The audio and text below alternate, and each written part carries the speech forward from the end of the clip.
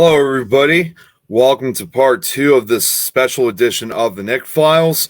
To just kind of, make this brief, we are going to pick up on what we were talking about yesterday, which was about the Great Galveston Hurricane of 1900. Considering also today is September 8th, so now it was officially 122 years ago that the Galveston Hurricane occurred. Hello, Nigel. Good to see you. Thank you very much. I really appreciate it. So allow me to do kind of like up, Yvonne. Good to see you. Hello. So tell you what we're going to do quickly is we're just going to do a quick little recap because I actually found out that I had accidentally skipped two clips that dealt with survivor accounts because I already spoke about the majority of the storm last night. This will be kind of like a little bit of a little recap from yesterday. What's up, Tom? Good to see you. So I'm gonna have to share this. Sharing the screen is going to be a little difficult because I will have to switch from a few different slides because I don't want to just scroll through everything. So let's get started with this first of all. Hang on one second. And these are once again relatively short. So I got two clips here that deal with the survivor accounts from the hurricane.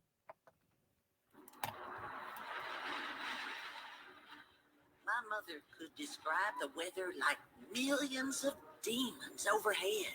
Then she had to get out with Sounded like a freight train passing over the roof of the house. Water. She realized that the house was going to pieces around us. We were just waiting for the part we were in to go to pieces. Okay, so now hang on one second. What's up, Joe? Good to see you. All right, now I'm going to try to switch these slides over just briefly. I don't know. I can't remember if I showed this one yesterday or not because I was showing so much. So hang on one second. Let's give this a try now. Bear with me for just a moment, guys. Okay. Damn it.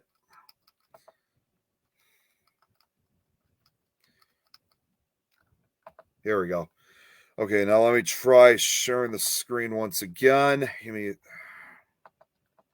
All right, and then to add a little bit more on the recap again, I can't remember if I showed this or not yesterday, but I'll show the other survival account. Oh, wait a minute. That was my fault. The Gulf looked like a great gray wall about 50 feet high and moving slowly toward the island.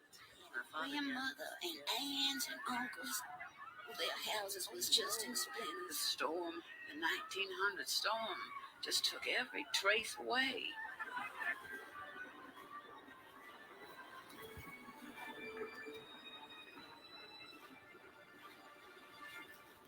All right, so now I'm gonna do this one final time. Jill, thank you very much. Really appreciate that. Jill, I gotta admit, I'm actually glad that you're here because I know you really want to know the rest of the story.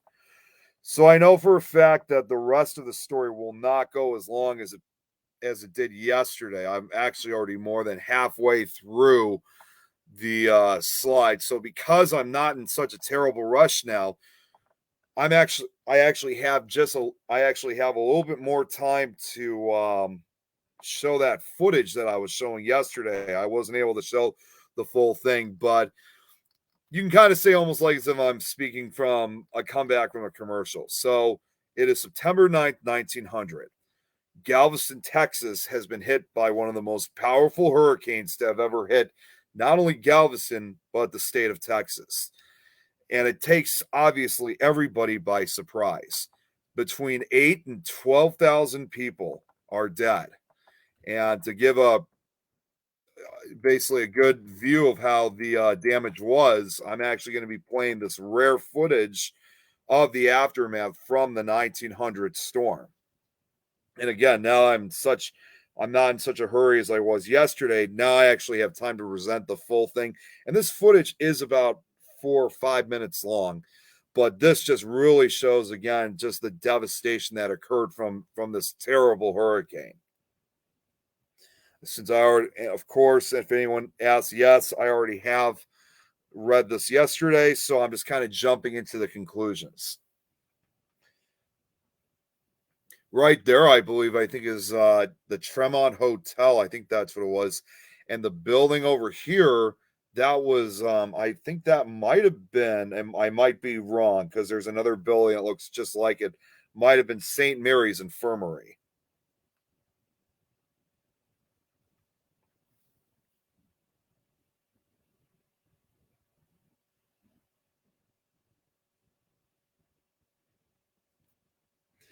So whoever the assistant was really went out of his way to shoot these different images of the aftermath from the storm.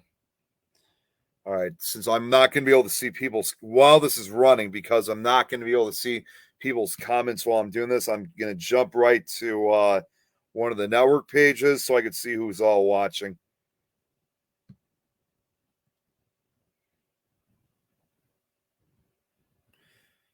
Okay, we got Jill on things.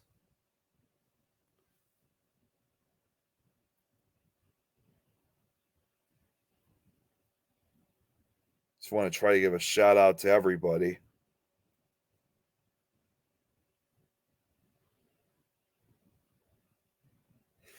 And as I'm still scrolling through this, once again, and this is here where they started searching for dead bodies.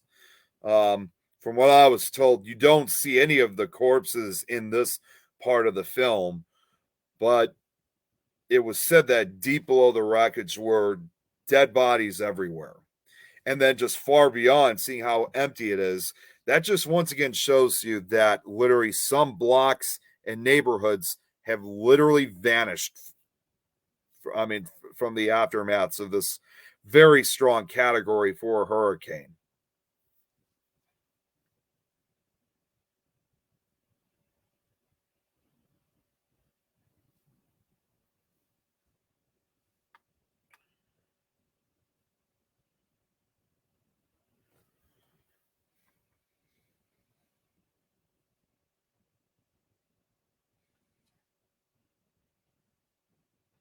Oh, the where the orphanage once stood. I forgot that they filmed where that formerly was standing, I believe. Yep. So that was okay. So this, okay, I did mistake myself. This is the building of the St. Mary's Infirmary, which was not too far from where the orphanage was. The orphanage was completely taken down by the storm surge. So even if the photographer was able to find the area where St. Mary's Orphanage once stood, there would be absolutely nothing. It was complete. Both buildings were completely leveled down to the ground. Okay, yeah, we're almost near the end of this. And yes, Jill, it really is. I mean, considering, yes, this was at a time when films, there was no sound to it, but just seeing the entire devastation, especially for being the first ever news film, it definitely is at times kind of rather chilling to watch. Yeah, I know. And Jill, there's something I'm actually going to be showing that I wasn't able to show yesterday, um, involving the orphanage.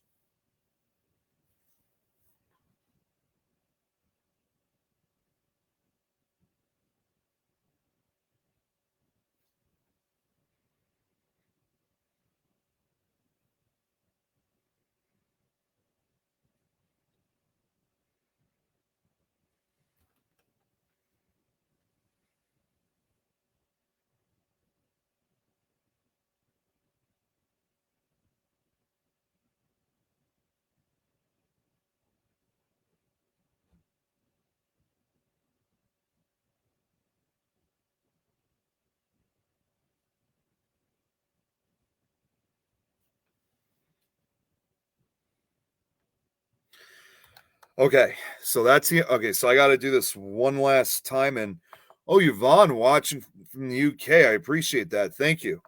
Okay, so now we're gonna skip ahead again because again, it would take too long for me to just go through everything. So obviously, as I mentioned earlier, and Jill, like how you said how heartbreaking it was, for the orphanage that pretty much just about almost everyone died. I mean, even still to this day, it is still completely a shock. It is still completely shocking that only 3 of the orphans had survived and none of the sisters or children did. What happened to those remaining orphans? Well, I actually do have something that I'm going to be playing one final video. This is a news clip from 1994 from a news clip of 1994 from Galveston, in which they actually interviewed you can basically say the kids of the orphans that managed to survive. So now we're going to be hearing their story. So here is the clip again. It's about a 5-minute clip. This week, the worst natural disaster ever to strike this country hit the Texas coast. 6,000 people were killed on Galveston Island in the Great Storm of 1900.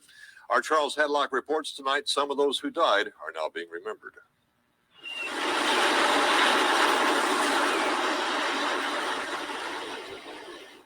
Galveston has never turned its back on the Gulf, but it has put up a wall. For most of this century, the wall has protected the city from powerful hurricanes, but it cannot protect it from the painful memory of what happened here during the Great Storm of 1900.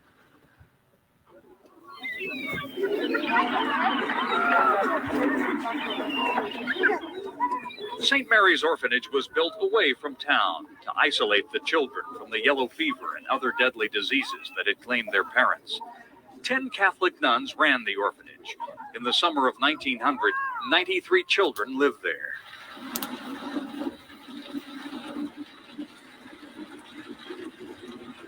The orphanage was built just a few feet from the sandy beach. On September 8, 1900, the sisters looked out from the orphanage and knew something was wrong. They could see it coming in, and that they knew the wind was getting higher and higher. Julia Wilson's father, Frank Madera, was one of the boys in the orphanage. He and the other children were told to prepare for a storm. Earlier that day, Sister Elizabeth Ryan had gone to town to gather provisions. She stopped by St. Mary's Infirmary to visit the sick. The sisters here at the hospital tried to encourage Sister Elizabeth Ryan to stay. They said, just wait till after the storm passes. And she said, no, she said, I have to get back to the orphanage. She said, because I have the provisions in the wagon. And if I don't get back, the orphans will have no supper tonight. She didn't know that whether she made it back or not, there would be no more suppers at the orphanage. Seems like it was the same information I found from the site. The sisters at the orphanage moved the children from the boys' dormitory to the new Stronger Girls building next door. And they sang an old French hymn called Queen of the Waves. And they sang that song trying to keep the children calm. Queen of the Waves. With the surf rising, everyone moved to the second floor, including 13-year-old William Murney. Murney had lived in the orphanage only a short time. His mother had just died of tuberculosis, and his father died the very next day of a heart attack. Now, his own life was in peril. He recounted a long evening of fear, the winds howling, raging, and the water rising. The water came in to the lower floor. And each sister took a section of rope and tied one end to a child and the other end to the cincture that they wore around their waist. And each sister tied to herself between 6 and 8 orphans. Suddenly, a giant wall of water crashed into the empty boys' dormitory next door. And that increased the fears of the children, and they started to scream. And the sisters tried to calm them down and had them again sing Queen of the Waves. Some of the orphans looked up in time to see a ship smash into the last remaining building at the orphanage. The orphanage was lifted from its foundation. It floated for a few minutes, and then the roof caved in, trapping the sisters and the children in the water.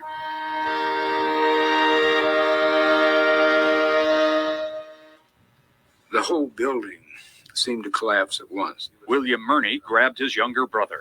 He was holding his brother, his 8-year-old brother. And he thinks a beam hit him, and he never saw his brother again. And he had recollections of being in the cold water, but those were very vague. And he says the real thing that he remembers most was waking up in a tree. 3 boys survived the storm by clinging to a tree. Everyone else died in a watery grave. One of the scenes he did recall is after he was awakened and was in the tree, seeing some of the bodies of the nuns floating by with 2 or 3 orphans tied to them. Eventually, the boys were rescued. Men, he said, were either sailors or people from Galveston that had a small boat that came by and picked them up. By daylight, the boys could clearly see how truly lucky they were. 6,000 people had died during the night. Many bodies, including those of the nuns and children, were buried where they were found. Others were loaded onto barges and carried out into the Gulf. The young survivors grew up quickly. William Murney lived at St. Mary's Infirmary after the storm and helped the nuns there care for the injured. He later lied about his age and got a job with the railroad. Murney stayed in touch through letters to the other 2 boys with whom he spent that terrifying night together clinging to a tree. But over time, they drifted apart. Now, 94 years later, the state of Texas is honoring the nuns and children lost in the orphanage. The descendants of the 3 survivors will attend the dedication of a marker placed near the site of the orphanage. The marker sits on the wall that protects the city, but it cannot protect it from a painful memory. Charles Hadlock, 11 News, Galveston. And that marker will be dedicated Thursday night.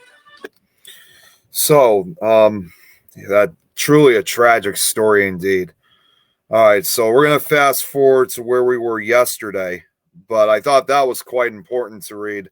I mean, to present on the fates of those remaining 3 orphans. It's probably, in my opinion, the most heartbreaking story out of the entire event. Okay, so let me get this straight, set up one final time, and this is where we left off from yesterday. Wait a minute, what happened here? Oh, wait, okay, I forgot to share. Okay, here we go. So, continuing from yesterday as recovery begins on Galveston. Only a few of the buildings survived and eventually served as landmarks, in a sense heightened the awesome destruction it would show in a way what was no longer there, and told one how great the loss was. Within a week, Clara Barton, the pioneer, founder, and president of the American Red Cross, and famous for her responses to crisis in the later half of the 19th century, responded to the disaster and visited Galveston with a team of 8 Red Cross workers. She helps focuses national attention on Galveston. This would be the last disaster that Barton responded to, as she was 78 years old at the time and would retire in 1904. After Barton and the team observed the catastrophe, the Red Cross set up a temporary headquarters at a 4-story warehouse in the commercial district. Her presence in Galveston and appeals for contributions resulted in a substantial amount of donations. Overall, 258 barrels, 1,552 pillowcases, and 13 casks of bedding, clothing, crockery, disinfectants, groceries, hardware, medical supplies, and shoes were received at the warehouse, while $17,341 in cash was donated to the Red Cross. Contributions, both monetary gifts and supplies, were estimated to have reached about $120,000. The funds provide survivors with clothes, food, and shelter, but nothing could ease the agony of Galveston residents, many of whom continue to search for their loved ones. Let's just see here. On the tree all night, holding on. Yeah. Oh my God, that had to have been a horrific sight for the 3 remaining surviving orphans. Joe, absolutely. How traumatized. That's just something that is just enough to give nightmares. What's up, Kelly? Good to see you. Thanks for tuning in. Oh, this is probably the last survivor account I was able to find from the Isaac storm. And yes, thank you, Kelly. And also, Kelly, since you live out in the UK, my prayers go out for Queen Elizabeth. Of course, I heard about Queen Elizabeth's. Whoops. I heard about Queen Elizabeth's passing. My heart goes out for the royal family and and everyone in the UK. So you guys have my ultimate respect. All right, so here we go. This is the last survivor account I was able to find. It actually does involve Clara Barton. This was from the documentary, once again, of Isaac Storm. Yes, I heard, Kelly. I heard. Mrs. Clara Barton dressed my sister in a Red Cross uniform. Then became, what shall I say, the city caught its second breath. Order had commenced to develop out of chaos. So once again, usually they're pretty short accounts. Now, focusing on something else, because obviously it had been a while since I mentioned anything about this, about one particular person, Isaac Klein, who he, his brother, and 3 children managed to survive, begins to worry and lose hope that his pregnant wife, Cora May, is still alive. For days, he looked for her in the temporary morgues that had turned out and trying to find out if her name had been put on the ever-growing list of the dead that was being published by the Galveston newspapers. For more than a week, Isaac avoids the Weather Bureau. 9 days after the hurricane on September 17th. Well, Slinky, get down. Sorry, guys. My cat decided to jump on the desk. Yes, go around.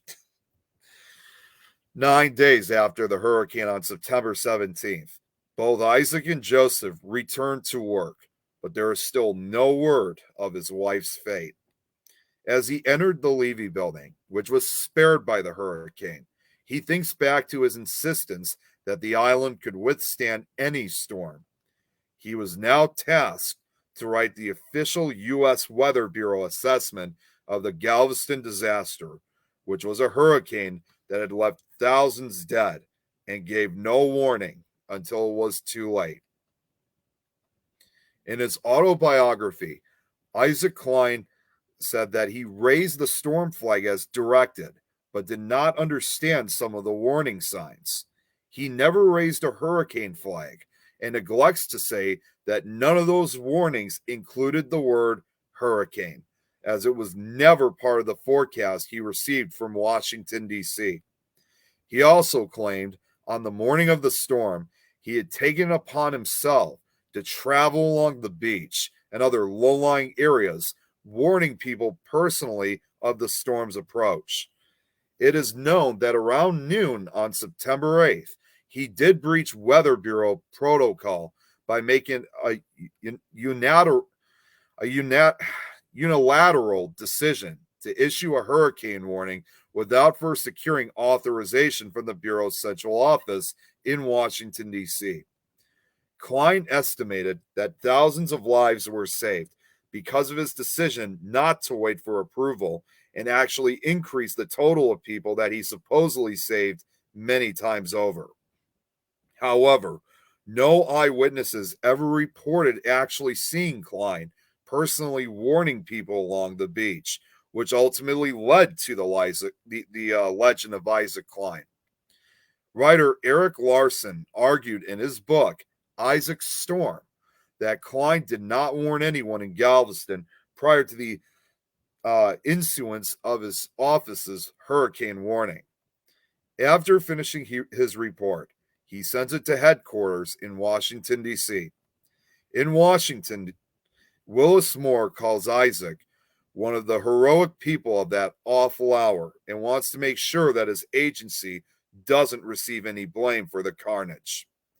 Isaac Klein used all the forecasting tools available at that time, but what he didn't have were predictions from the Cubans.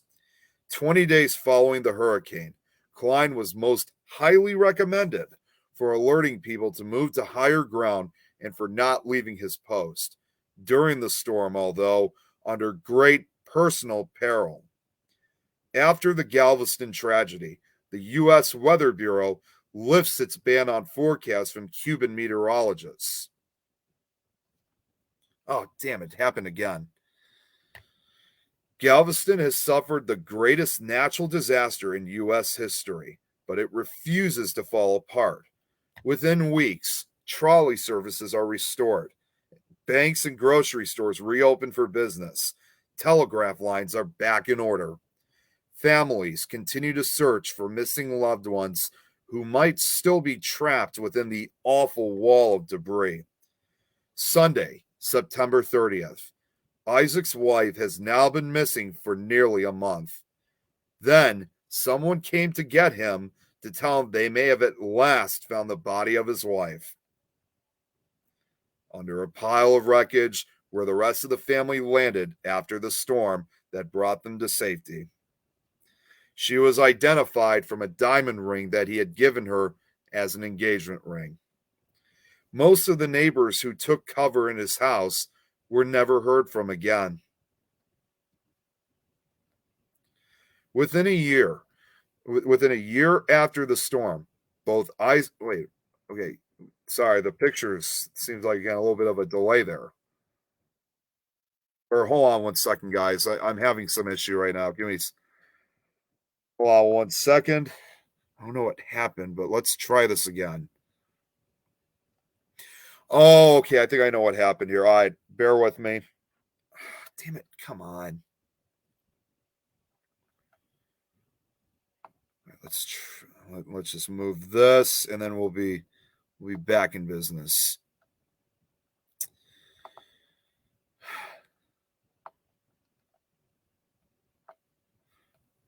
Okay, here we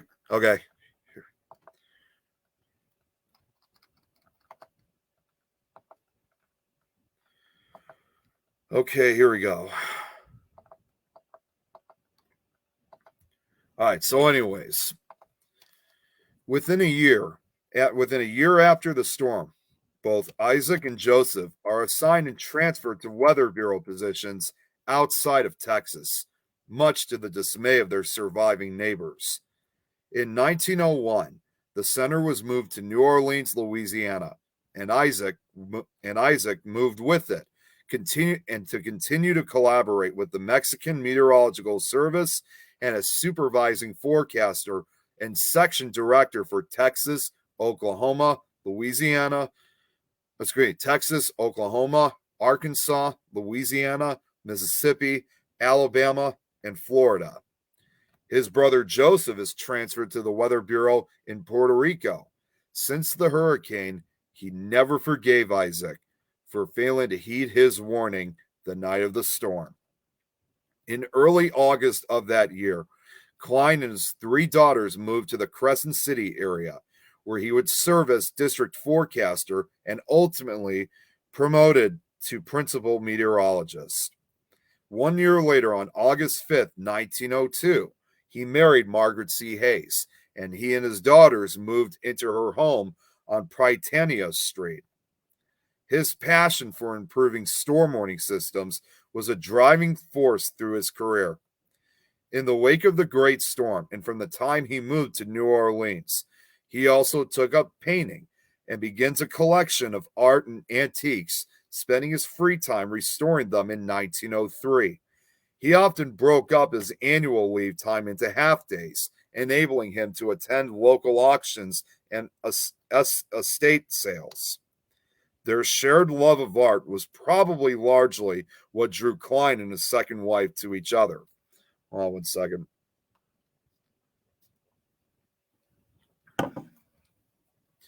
In February of that year, his studies were put to the test when heavy rains foretold dangerous conditions on the Mississippi River. On March 9th, without permission of the bureau chief, Klein issued warnings of an impending record flood stage of 21 feet in New Orleans during the following 3 to 4 weeks, and encouraged the construction of a temporary levee extension. He was ordered by his superior. Oh, really quickly, I just want to give a quick shout out for everyone who's watching through my personal page. Martin, good to see you. Thanks for tuning in. Carl, hello. I'm sorry if I am a little bit late with the responses. What's up, Irene? Thanks for tuning in, as always. All right. He was ordered by his superiors to lift the warnings, but refused, responding, "It is not better to warn people of approaching disaster sufficiently in advance to enable them to prepare to meet it than to let them be caught unprepared." So it seemed almost like the way how he responded was after his experience from the 1900 storm. He was obviously much more on edge and definitely more on guard when it came to certain storms such as hurricanes and floods. Klein's decision saved lives and the city from disaster. Floodwaters rose to 20.7 feet, a height other experts had denied were possible, and the levee broke. The disaster would surely have been worse without Klein's warnings, and the public celebrated him. His supervisors conveniently failed to mention that this in fact damaged reports after the event. Instead, they planned to remove Klein from his position to save embarrassment on their part. 9 months later, Klein received an official communication that his forecasts were not up to acceptable standards, and as a result, was being transferred to Honolulu, Hawaii. Only the intervention of the Louisiana congressional delegation saved him from the transfer. So that really was to show that he really did everything he could to save everyone's lives, and basically kept them living in New Orleans for the rest of his life. He also worked for the Weather Bureau for another 3 decades. Now, this is actually probably the only, if you want to put a color image, that I was ever able to find of Isaac Klein. This was a painting of Isaac Klein in his home in New Orleans that was painted back in 1910. In March 1913, Bureau Chief Moore resigned under pressure and was replaced. Among Klein's most successful forecasts was that of an approaching hurricane in 1915. This particular storm possessed the highest wind velocities yet measured on the Gulf Coast, 140 miles per hour.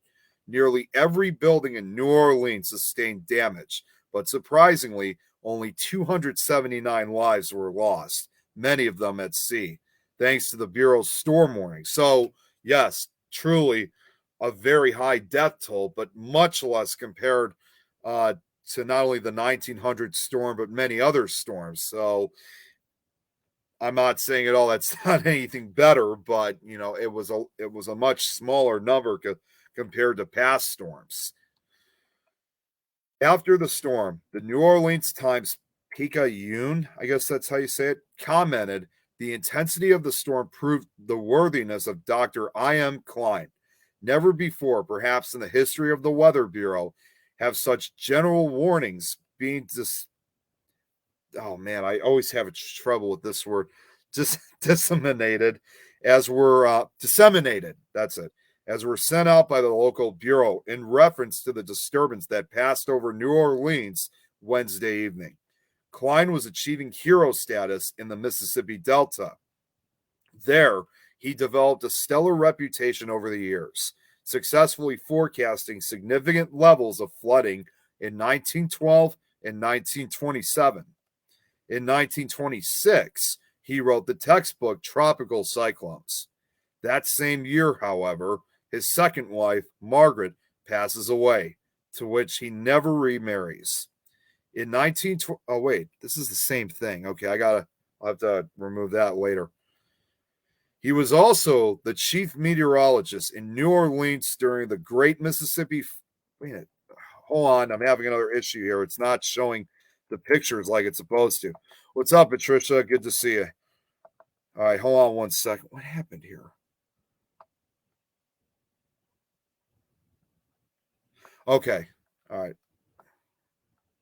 All right. Now, you know what? Because I'm already on the page, I'm actually going to fix that, make that correction really quickly. All right. Okay. All right. Hopefully, this is the last time I have to do this.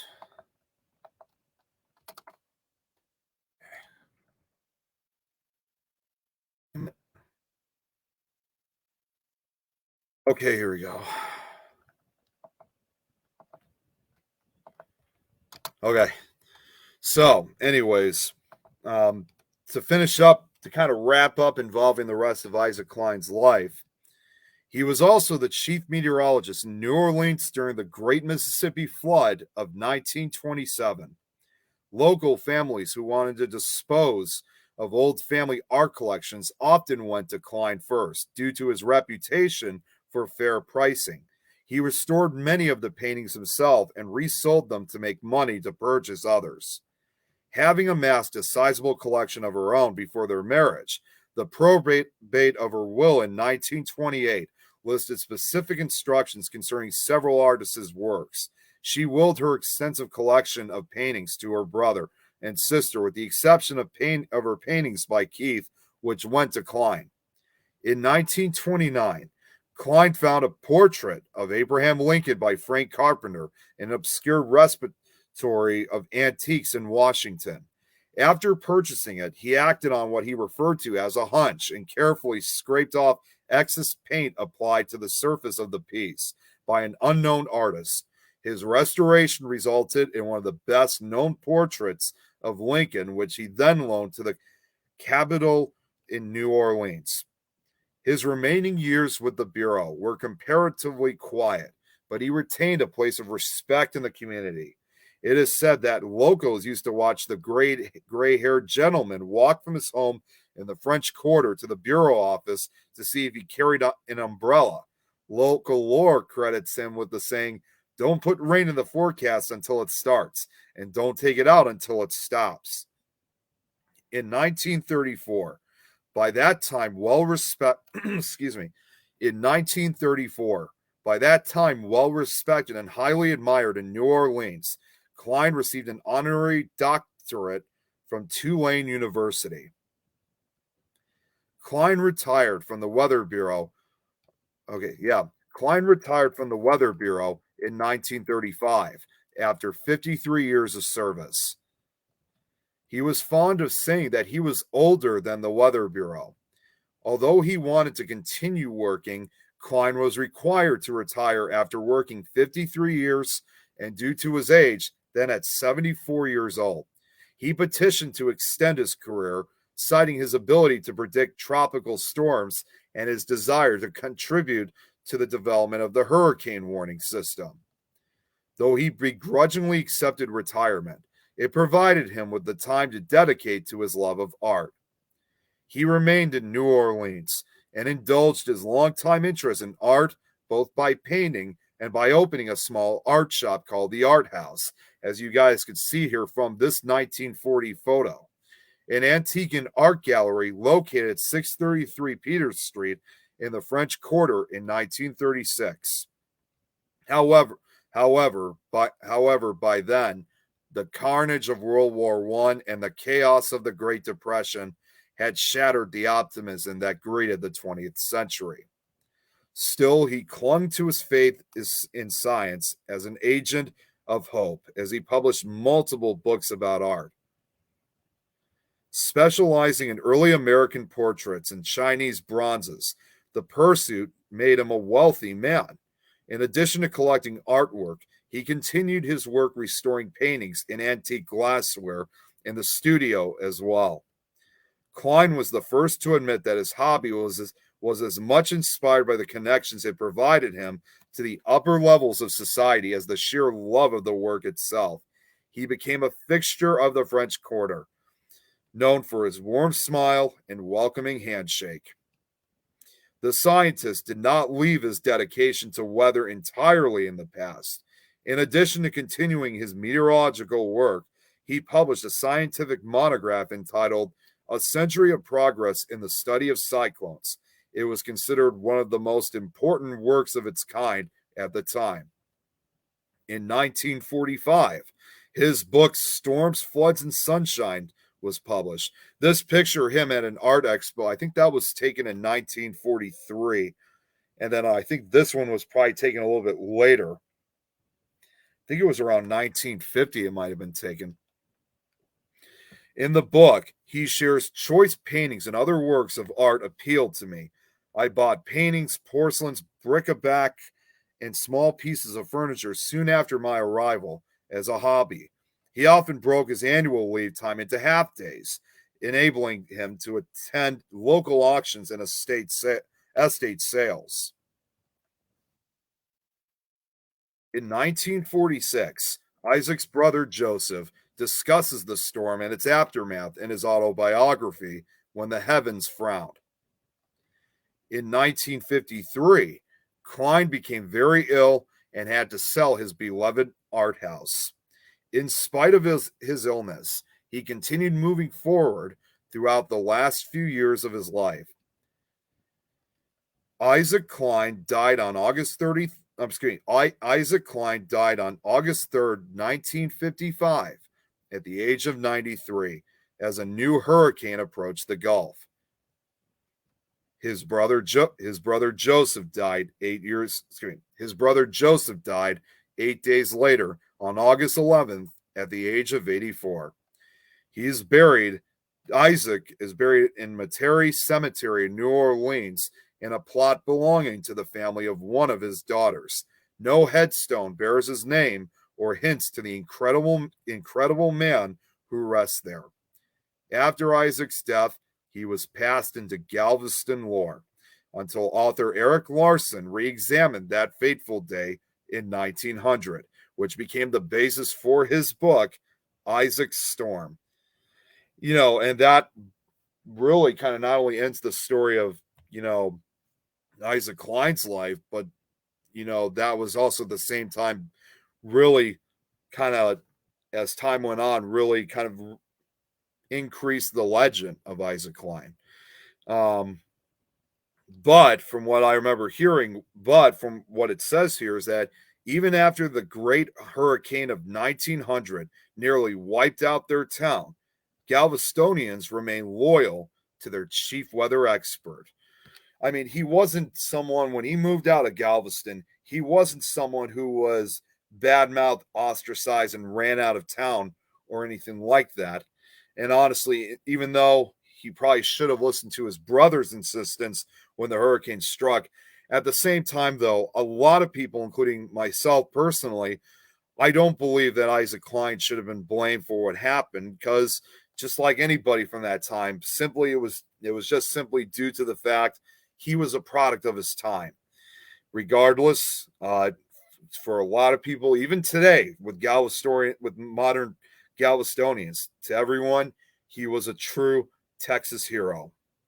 Now, going back and focusing on the aftermath of Galveston, survivors set up temporary shelters in surplus United States Army tents along the shore.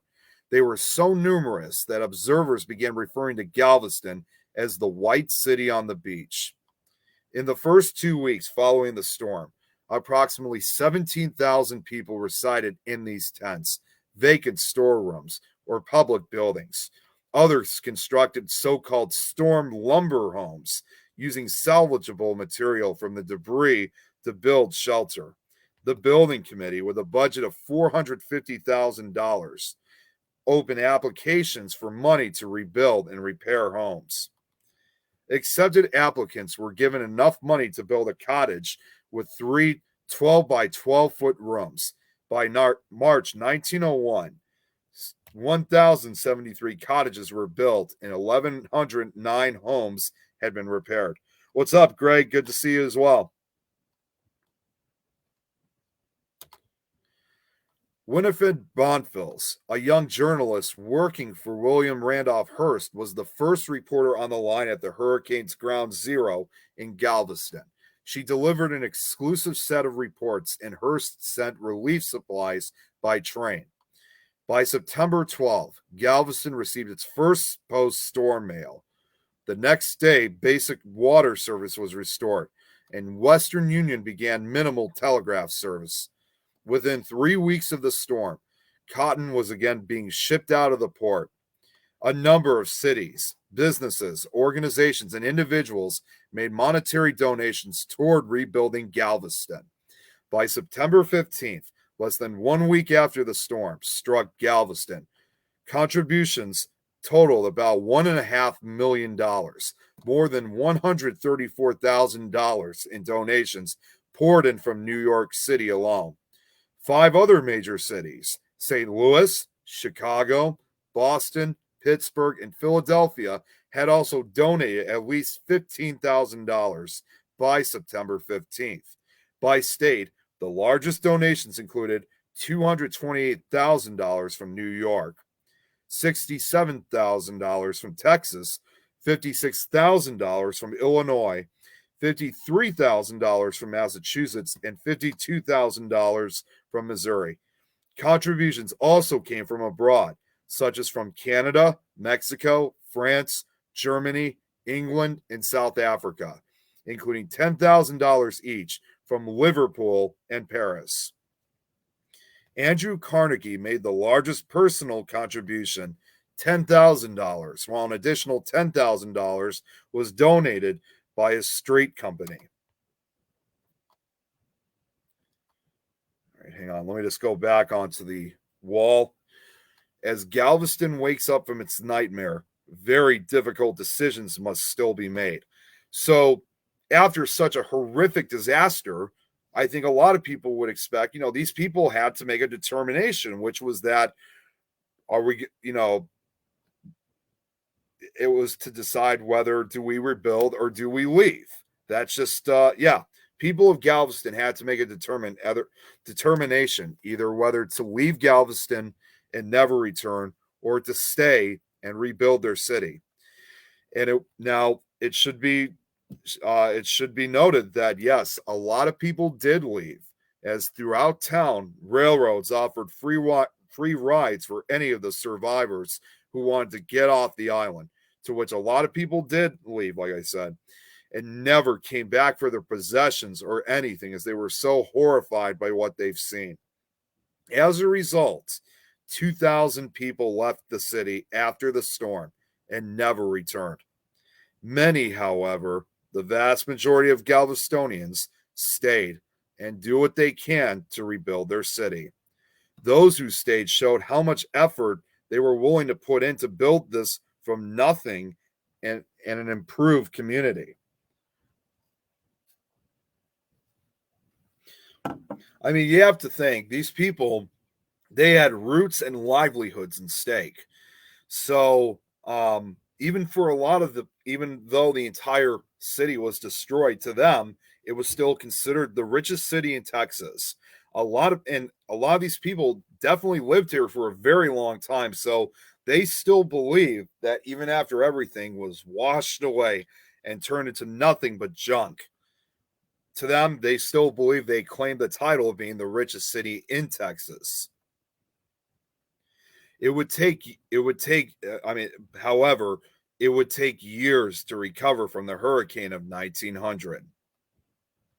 But to rebuild, residents, now fully aware of how precarious its position was, want a stronger and much safer city, as they realized that if they were to survive, they would have to have some sort of protection from future storms from causing destruction like that of the 1900 hurricane. Many improvements to the island were made. Galveston then answers the challenge with a perfect solution. A board of engineers formed to work out the specifics of protecting Galveston from the sea issued its recommendations in January 1902 to build a seawall along the Gulf Coast in order to deflect incoming waves and raise the elevation of the entire island. The city of Galveston hired a team of 3 engineers to design structures for protection from future storms. Alfred Noble, Henry Martin Robert, and H.C. Ripley, the 3 engineers, recommended and designed a seawall. In November, residents of Galveston overwhelmingly approved a bond referendum to fund building a seawall, passing the measure by a vote of 3,085 to 21. Work on the wall and rebuilding begins that year under the direction of Robert. The wall was built to a height of 17 feet tall, 16 feet wide at the base, and 5 feet wide at the top, and had a curved surface facing the Gulf. The reason for a wall that high is because the maximum storm surge caused by the 1900 storm was just under 16 feet. The idea would be when giant waves came in, they would go up and then fall back on the next incoming wave. The seawall alone cost over $1 million. $1 million. And much of the city's tax base still lay in ruins. But a bomb referendum to fund the wall passed by a landslide and weighed 20 tons, weighed 20 tons per linear foot. The first segment of the seawall is completed in July 1904 and stretches across 3 miles of shoreline. Now, the first test of the seawall's use was in 1909 when a 9-foot tide floated to the island from a hurricane that came ashore about 80 miles to the south. Sadly, 5 died in Galveston, but were all in areas not protected by the seawall. Construction of the seawall continued for several decades, with the final segment finished in 1963. Upon completion, the seawall in its entirety stretched for more than 10 miles. Another dramatic effort to protect Galveston was its raising, also recommended by Noble, Robert, and Ripley. In order to support the wall, the city itself had to be raised to push enough mud and sand behind the wall to support it. Approximately 15 million cubic yards of sand was dredged from the Galveston shipping channel to raise the city, some sections by as much as 13 to 17 feet. The plan is to raise the elevation on the Gulf side to meet the top of the seawall. Behind the wall, the plan is to raise the... Oh, wait. Already says that. I didn't... Okay, that's something that doesn't need to be there. Then the grade will slope down 1 foot for every 1,500... Wait a minute. Hang on. Okay, yeah, it's the same. I'll read it anyway. Behind the wall, the plan is to raise the elevation on the Gulf side to meet the top of the seawall. Then the grade will slope down 1 foot for every 1,500 feet from the Gulf. Street by street, engineers marked the new ground level with stripes painted on telephone poles. Property owners raised their buildings to match and built new foundations beneath them, or resigned themselves to having their first floor rooms turned into basements.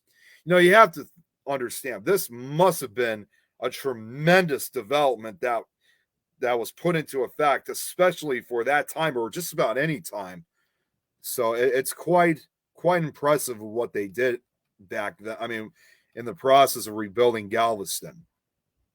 $2 million, 15 million cubic yards of sand, and over 2,100 buildings were raised in the process of pumping sand underneath, including houses, churches, sidewalks, sewers, and gas lines.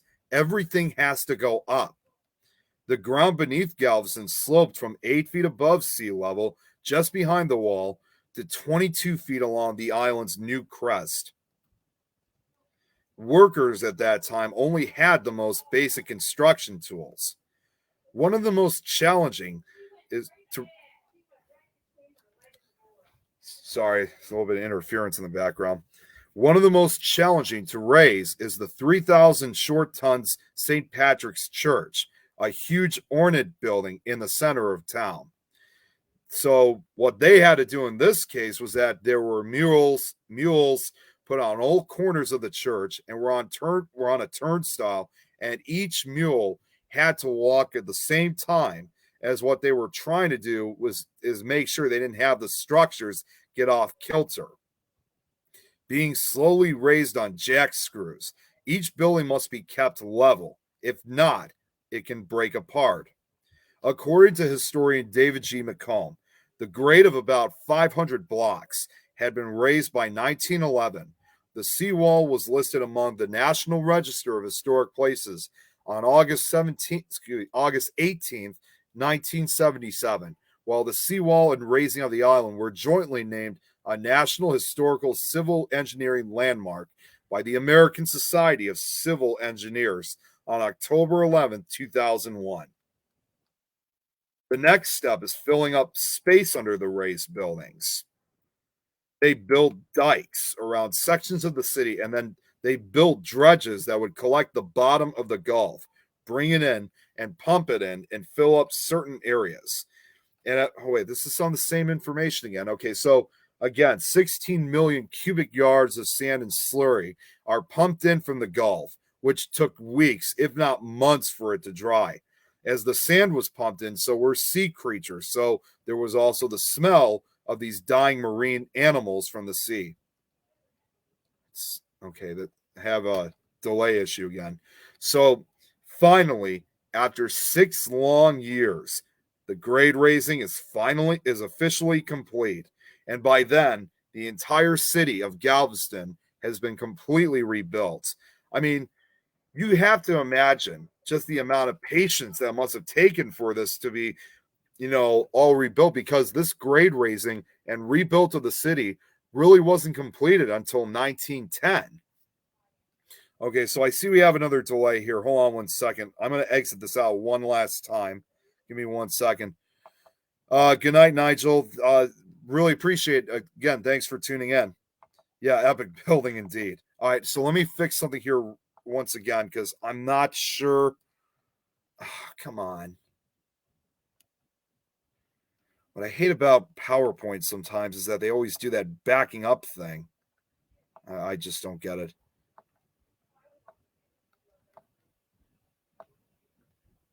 Okay, hang on. Damn it. All right, now let's try to, again, I was really hoping this would be the last time, but unfortunately, you never know. There's always those hidden mistakes sometimes. Okay.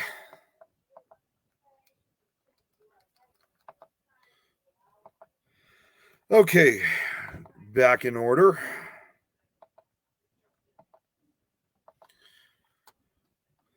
So anyways, the grade raising and the seawall are engineering marvels, but the one thing that simply can't be rebuilt is Galveston's ranking as the brightest star on the Texas coast. That honor was about to be claimed by Galveston's old rival, fueled by a discovery that would change not only Texas, but the whole country. In 1901, an oil gusher named Spindletop is discovered near Houston. The oil boom gives new urgency to Houston's dream of building a shipping channel, which is bad news for Galveston, whose own shipping channel had always been its trump card in the rivalry between the cities. As a result, Houston, as that hole up the road, then became the major port and the major city in the region. In 1914, the Houston Ship Channel opened, which was much more protected and has much more land area for the servicing of shipping and processing. Houston soon outstripped Galveston as Texas's center of commerce, and the island faded into obscurity. So at that point, the commerce just kind of moved forward. I mean, just had to basically accept the facts and just basically went on. The seawall itself, however, will once again be put through the ultimate test as history somewhat repeats itself. Now, in 1915, when there was another hurricane, a storm that's similar in almost equal strength, power, and track to the 1900 hurricane, struck Galveston, testing the integrity of the new seawall. Despite that the 1915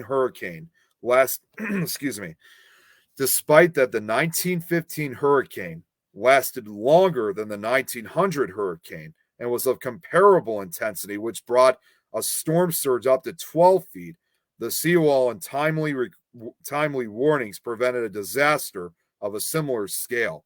This photo that's right up above here, this is the actual storm surge coming right up on the Galveston wall. So, unlike the 1900 storm, there are at least 2 photographs of the actual hurricane in progress, which I think you could find both photos on Google Image. This was one of them that I was able to find. So it may have very well likely have been one of the first times a hurricane in progress may have been photographed.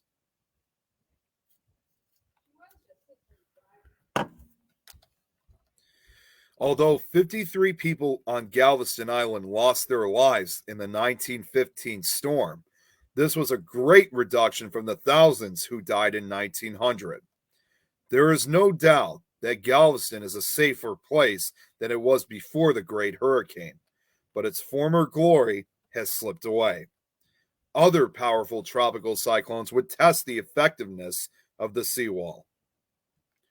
Hurricanes strike the coast several times over the years in 1916, 1919, 1932, 1934, 1941, 1942, 1943, 1945, 1947, 1949. It seemed like the majority of the 1940s that Galveston was hit several times.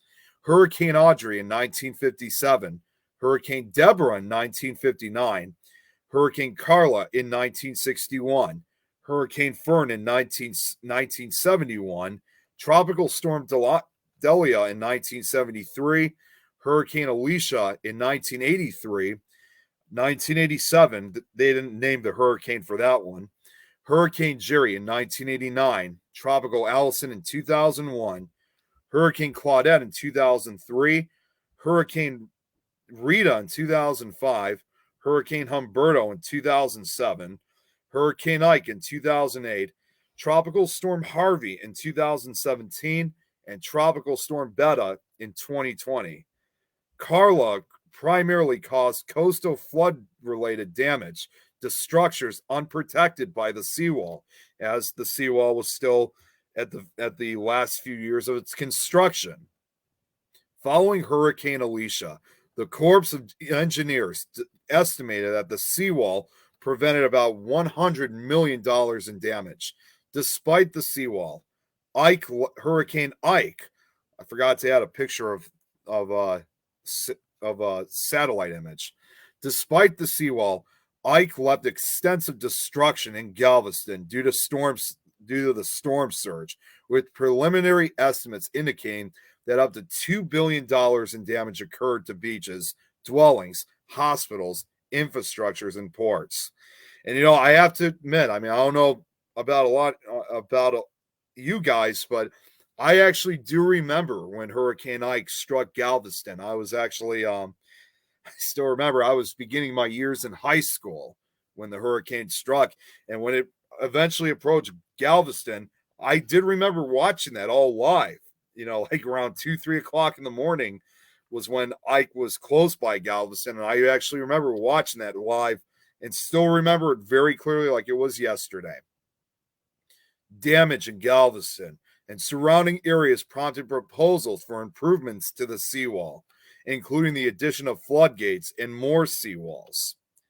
Then, on September 14th, 2021, Tropical Storm Nicholas makes a direct hit. Portions of the Strand Historic District in Galveston were left underwater. Rain totals reached 14 inches near Galveston, and Houston saw over 6 inches. The storm surge was reported to be only 4 feet. Though a storm surge did affect parts of Galveston, Tropical Storm Nicholas was nowhere as strong as the 1900 storm. So Nicholas, but it should be noted that Nicholas, while a hurricane offshore, only reached its highest strength as a Category 1. To commemorate the hurricane's 100th anniversary in 2000, the 1900 Storm Committee was established and began meeting in January 1998. The committee and then Mayor of Galveston, Roger Quiroga, planned several public events in remembrance of the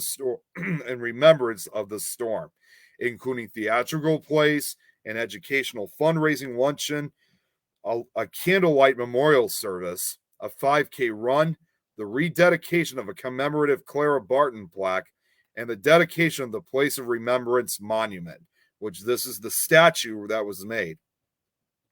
This 10-foot bronze sculpture on the Galveston seawall portrays a family, a father, mother, and child clinging together. One of the man's arms is reaching for the sky, and the other is around his wife. She is cradling their baby in her arms. As the dedication of the place of remembrance monument, the Sisters of Charity and the Incarnate Word sang Queen of the Waves and placed 10 roses and 90 other flowers around the monument to commemorate the 10 nuns and 90 children who perished after the hurricane destroyed the St. Mary's Orphanage. I don't know why it says asylum. Now, I'm sure you guys are probably wondering whatever happened to the land of where the orphanage once stood. According to several websites of what Galveston is today, apparently there's actually a Walmart that now stands where the orphanage once stood. And I have to point something out that I should have mentioned earlier. I should have said this right after I said this about Isaac Klein's death. But the one I found this a rather strange, almost kind of eerie connection that when Isaac Klein had died, he was 93 years old. You look at the orphanage, there were 93 children, 90 of them, as well as the sisters who died. The sisters had all perished, but in total, there was 93 orphans involved. Now, I have to tell you guys this, because this is something. Now, first off, it's something that's usually never applied or noticed, so it's a good thing I did. But I also kind of have a chilling connection now. When I finished this slideshow, I was not even paying attention really to how many slides there was until I was officially done with this. When I finished this entire, presentation for this special, I looked at the bottom of the amount of slides that I had created, and the number landed at 93. So coincidence maybe, but a very eerie coincidence indeed. So definitely kind of sent a chill up my spine when I had this all completed. The speakers at the candlelight memorial service included U.S. Senator Kay Bailey Hutchin, who was born in Galveston, administrator of the National Oceanic and Atmospheric Administration, Director James Baker, and CBS Evening News anchor Dan Rather, who gained fame for his coverage during Hurricane Carla in 1961. The Daily News published a special 100th anniversary commemorative edition newspaper on September 3rd, 2000.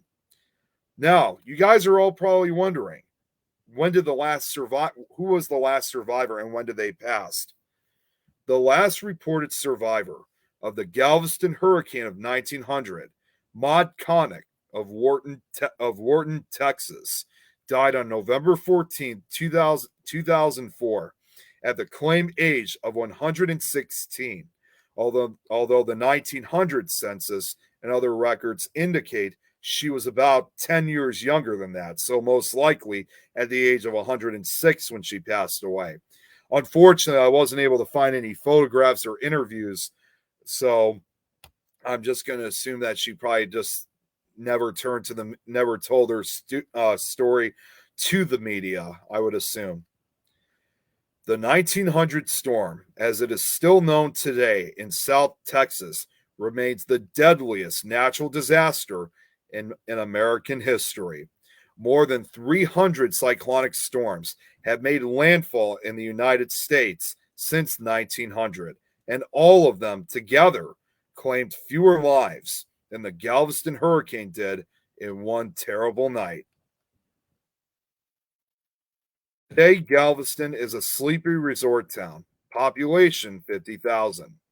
Yet after more than a century, the memory of 1900 still shakes the city. Galveston is also rumored to be one of the most haunted cities in the state of Texas, with numerous ghost stories associated with the hurricane, and offers both historical and paranormal tours. The unsettled ghosts of Galveston still haunt the places of their final moments. a continuous reminder of the deadliest storm in our nation's history. The seawall continues to do its job, which has protected the old portion of Galveston from every hurricane that has ever hit the island. Many, especially the descendants of those who survived, believed someday another destructive hurricane will arrive, and no matter what improvements have been made, the Gulf will once again swallow Galveston. Modern residents of Galveston often hear the arguments about why live in an invulnerable area. There's two reasons, basically. There is a certain charm that keeps people there, that keeps people here, and keeps them willing to risk their lives every June through November. I actually remember hearing from one of the documentaries, actually from a weather historian. He said this, but the reason when they often hear the arguments about living in such an invulnerable area, put it this way: Galveston, has been very lucky for a long time, and your best bet is that, hope that your luck continues. Now, to kind of add to it, because that was from a documentary, to continue that, as what I just said, this is the final slide, by the way. So in correspondence to what I just said, Linda McDonald's grandfather was an expert on that subject. And my grandfather said, because when you know the story of the 1900 storm, when you wake up, if you're lucky enough to still be in your bed with your house around you, then you get down on your knees and you thank God, because it could all be changed. It could all be gone overnight, the way it was one weekend in September in 1900 in Galveston.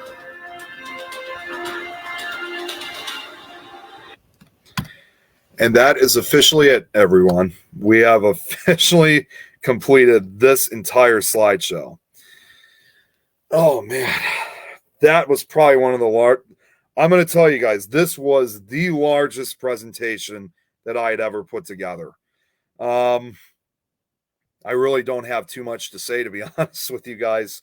But that, the only thing I could really say involving this slideshow is that as much of the work that was put into this, actually, you know what? Because before I say that, because now Jill said something here. Although the pictures of it are now beautiful, it leaves a pit in my stomach. I feel ill from the remnants left behind from the energy of the spirits. Oh, I believe it. I definitely believe it. I mean, especially after everything that happened that night in 1900 was... It's like I said, it still gives a reminder to many of the people that live in Galveston to this day.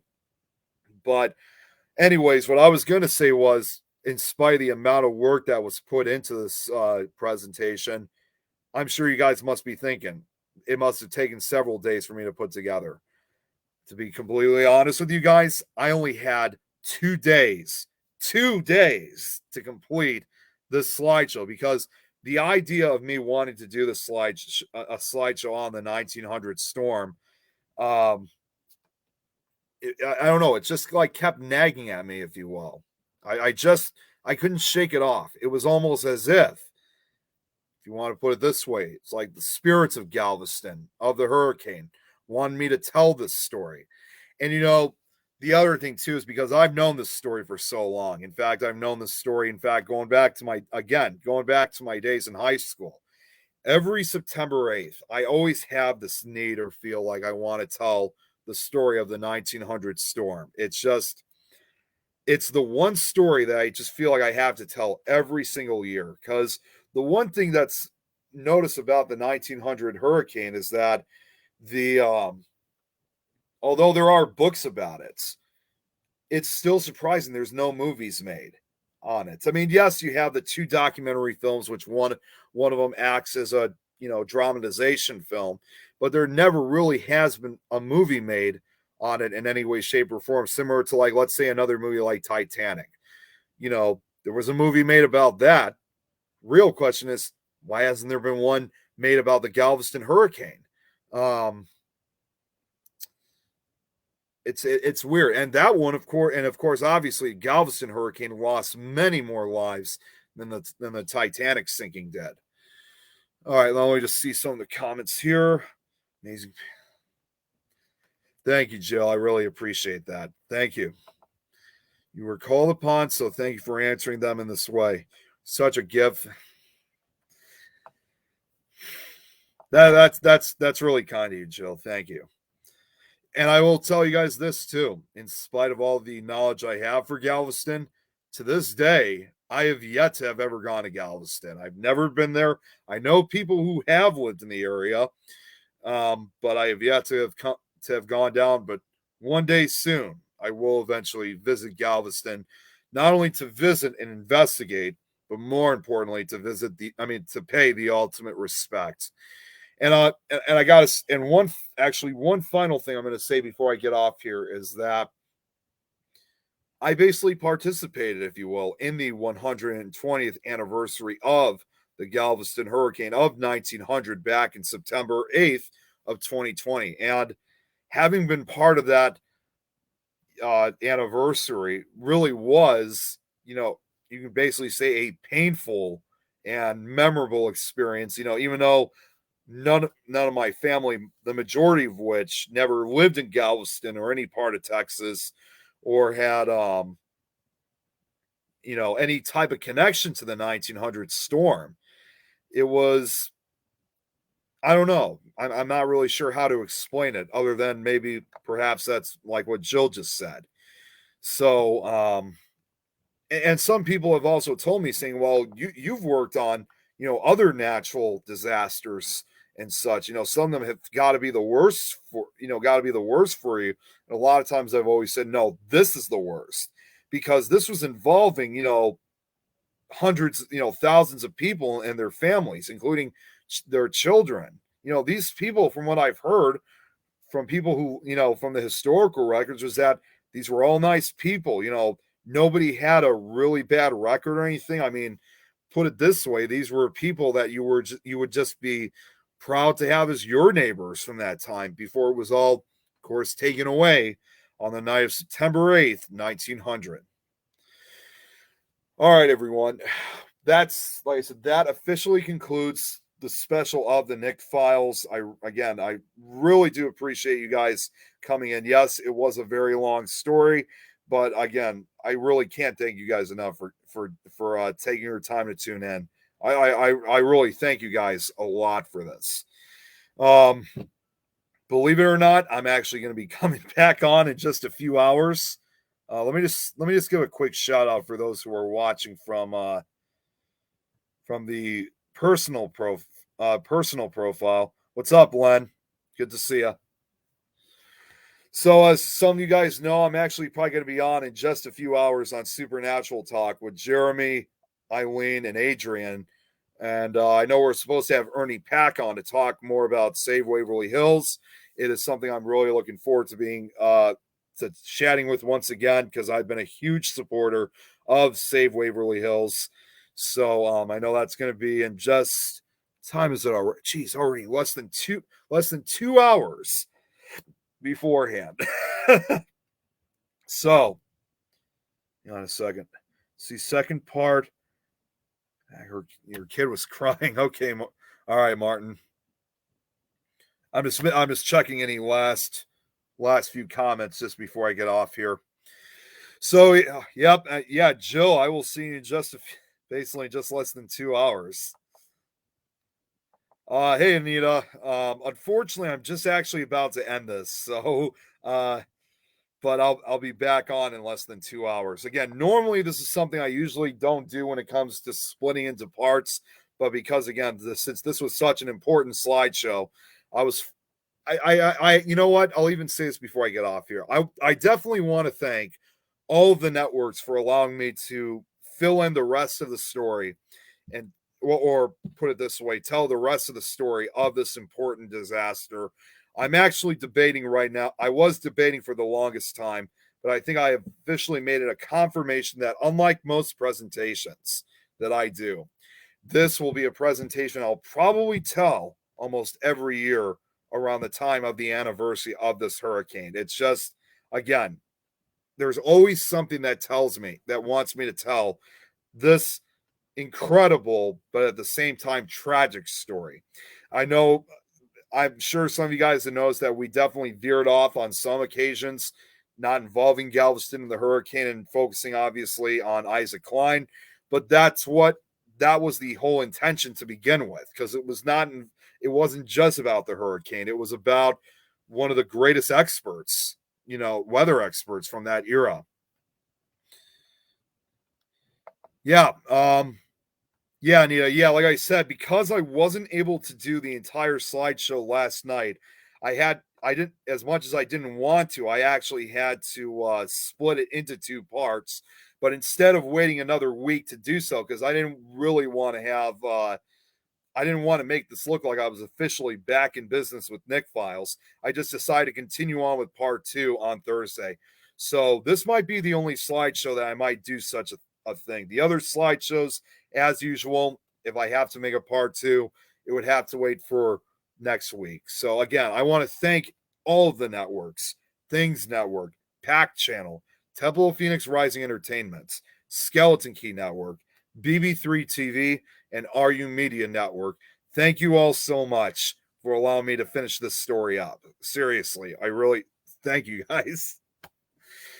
All right, everyone. I'm going to get off here. I'm going to take a break before I come back on here because, obviously this was a much more serious show compared to what the show is. I'm not saying at all that Supernatural talk will be not serious, but it will be a great show, in other words. So again, thank you all so much again. I officially marked the return of the Nick Files of season 2 in the beginning of October. So by checking the calendar, I'm hoping, depending on my schedule, because I do have a lot of stuff coming up in October. Okay, we're going to look into October 6th. If I'm unable to do it on October 6th, then I will come back on October 13th. And I'll tell you guys, I'm just going to say this now. I already have a presentation ready for the first episode of season 2. It will probably most likely be a 2-parter because that one too is a long slideshow, though not as long as this one was. But additionally, this will also be and this is one I'm actually looking forward to. This is actually going to be the Halloween special. I'm not going to reveal what place it is, so you guys are just going to have to find out for yourselves.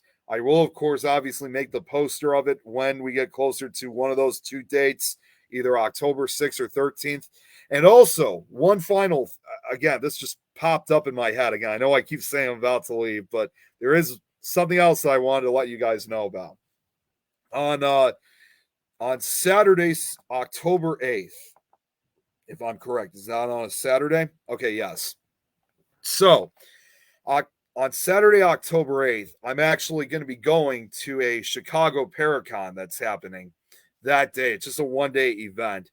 And for the first time ever, they have asked me to not only be a vendor at this Paracon, but also to speak with a presentation.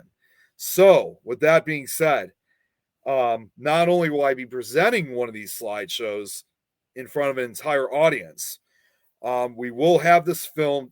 This will be filmed live as a special on at least the Things Network. I'm going to check with Temple of Phoenix Rising Entertainment, Skeleton Key Network, BB3 and RU Media Network, as well as Pack Channel to see if those schedules are open. Even if I can't broadcast on all the networks, I'll be broadcasting on some of them. And I will be honest with you guys, I definitely do have I do somewhat have stage fright. So I'm already, even though it's a month away, I am nervous about it. So I'm going to try to get some practice in beforehand. But the slideshow that I'll be presenting for that event won't be any of the slideshows that I presented here on the show. What I'm actually going to be presenting instead is we were trying to come up with ideas about what I want to talk about because we already have enough speakers that is going to be talking about a couple of things that I would have talked about. So you can kind of say in association with my stories that I do. I'm going to be talking about creepypasta legends. You know, we're going to talk a little bit about the origin, the history of them, and because there are so many creepypasta stories, there's no way, of course, I'm going to be able to get through all of them. So, with that being said, I'm only going to be able to, I've decided to probably put like a top 5 because I'm only going to be speaking for an hour at this event.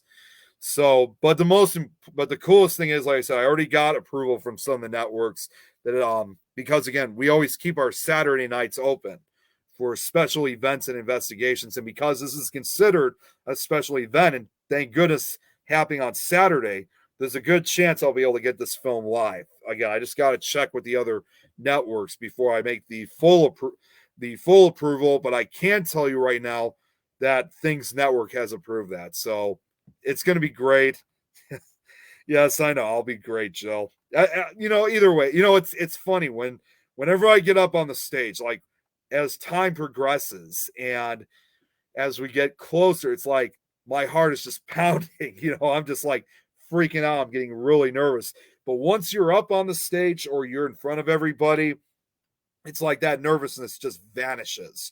So either way, regardless, I'm going to practice a few times. Might even have a few friends over to practice with. The slideshow hasn't been made yet because I'm currently I've been in the process of so many other projects lately, and there's one other project that I would like to get done before I get to that. But fortunately, I got a full month, so I got plenty of time putting together and practicing. But anyways, enough about me. I'm going to get off here, everyone. Again, thank you all so much. Again, we'll be back officially on either October 6th or 13th, depending on my schedule. And again, I know it was a long story. Again, this was a story that, again, I think was really important. I look forward in doing this for the next, you know, hopefully if our networks continue on for the next couple of years. So if you haven't heard it the first time this year, definitely make sure to tune in for next year for the Galveston Hurricane of 1900. If you can belt out in karaoke like you have, then you can do this. You got a point there, Joe. Haven't done a panel since the first COVID lockdown. Wow. Well, this is my first time ever doing a panel, Anita. Never done it before. It's my first. I've been on the stage a few times, like with other people that talk about certain subjects, but actually doing this independently, this is my first time ever. So either way, the slideshow won't take as long to put together. It's just practicing, I guess. Message me some tips. Oh yes, Anita, if you can message me some tips, that would help out a lot. Thank you. All right, everybody, I'm going to get off. Again, thank you guys so much once again for tuning in. Again, I'm glad this was, I'm glad you guys enjoyed the story. I know there was a lot of talking involved, but, and as soon as I get off here too, I'll definitely make the additional improvements to the slideshow because I know there was some mistypes here and there, which I am glad to say that the slides that I presented beforehand have been all fixed up. So they'll be all ready for next year. I teach small press publishing, costuming, art, and paranormal. Okay. Yeah, Anita, let's talk in a little bit after when I get off. I'm going to make the improvements on the slideshow first. And then when we do have a chance, I'm not sure about today, but maybe within the next couple of days, we'll talk and see what we could, what you come up with. All right. I'm definitely getting off again. Thank you all so much. We'll see you guys back here on either October 6th or 13th. But if you guys are sticking around, which I know, Jill, you are, I will see you guys in just, now an hour and a half with Supernatural Talk.